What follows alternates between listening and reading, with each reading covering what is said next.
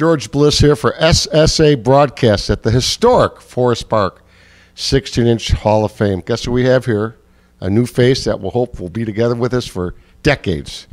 Our new district director, Jackie Iovinelli. Jackie, how are you? I'm good. How are you? So you're here. You're taking the place of Larry Pikars, and what do you think so far of this park district? Is it a classic in your mind or not? Oh, it's unbelievable. I actually did take the opportunity to come out to this past year's softball tournament before I started, and just amazing softball. My husband and I came, and he said the fields look like Wrigley Field, and the softball was great to watch. So, did they ever play this 16-inch game down where you're from in Southern Illinois? I have never heard of it until I came up to the Chicagoland area. Yeah, you were given baptism by fire, as they say, right? Yes. I mean, this is it. They play 12-inch down there. Indeed. Yep, that's exactly right. So speaking of Southern Illinois, you're a Saluki. You went to good old SIU in Carbondale and took some recreational courses there, et cetera. And that actually tells us about your military background. Well, I graduated from SIU Carbondale in 1999, and during college, to help pay for my college tuition, as most of us need, I joined the Army ROTC program, Reserve Officer Training Corps. There I attended basic training in Fort Knox, Kentucky. I intended... All the gold is. Oh, yes, and it's all locked away. I've been there. It's beautiful. It is a beautiful... Well, it wasn't so beautiful when you're doing basic training there, but I also then did my advanced training in Fort Lewis, Washington, 6-foot-high anthills in Fort Lewis, Washington. And then I also attended airborne school at Fort Benning, Georgia. So you're a veteran, so oh my goodness. Are you still in the reserves by any chance? No, not at this time. No, I joined the workforce and started working full-time almost 20 years ago. So Clarendon Hills, not far from here, was your first job. Tell us a little bit about that great town. Clarendon Hills was great. We actually did have a softball league there. My first experience was softball, which I started there in '99. Great park district, huge, beautiful parks. Learned all about the Parks and Rec world and enjoyed almost 7 years there, working with some great people. Within a year and a half, I became the superintendent of rec. We had acquired one facility, built another facility, so the department grew really fast, and I grew with it. And then right down the street here near O'Hare, Franklin Park. What was that like? And then I joined Franklin Park. Very different from Clarendon Hills, but exciting different. The demographics it was very diverse, and which was my first taste of all that. And it was really neat to learn about all the different nationalities and ethnicities and backgrounds.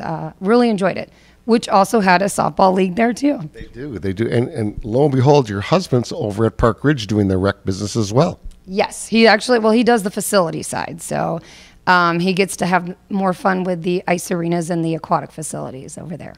So you saw the 50th annual No Glove Nationals this year. What did you think about it?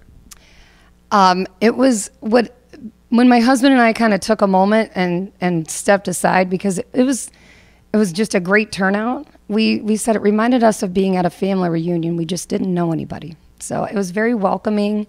The community was so welcoming to me, being the first time I was introduced to the community, and just an honor to serve this community, definitely. Well, this is very unusual because right here, this beautiful building that was built by the Hall of Fame committee, you haven't seen anything like this, I don't think, at a park district. This is totally unique, is it not? It is extremely unique.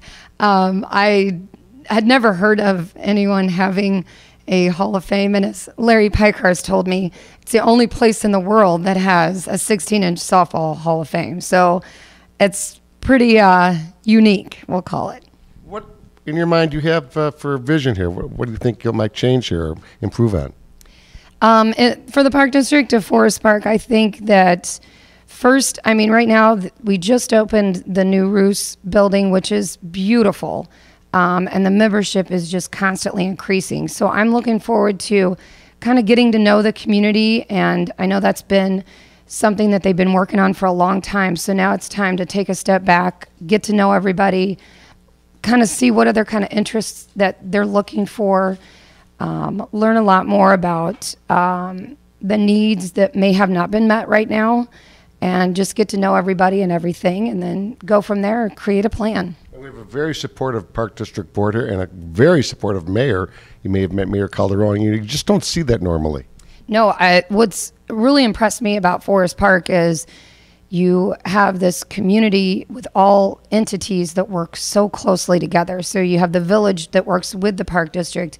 You got a chamber that works with the Park District. So it brings the community, the businesses, the village, everybody kind of works together to serve the community. You can't ask for that. That's the best case scenario for any community. Jackie, thanks for coming in. We're going to have a long history here. It's going to be fun.